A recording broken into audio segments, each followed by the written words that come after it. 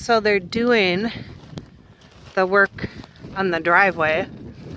You can see up the hill. That's where our house is. And here's our way to get there for the next 3 or more weeks.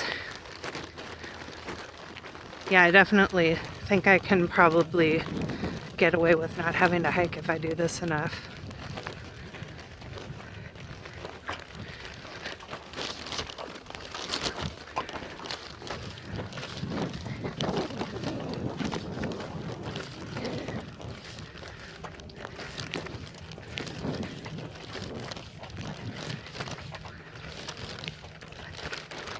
I'm carrying like 5 things, that's why it's slow.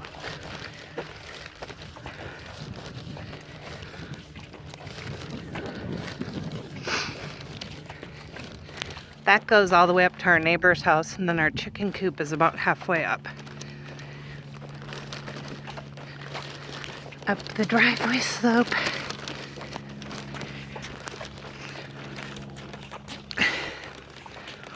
And then, damn, I'm out of shape still.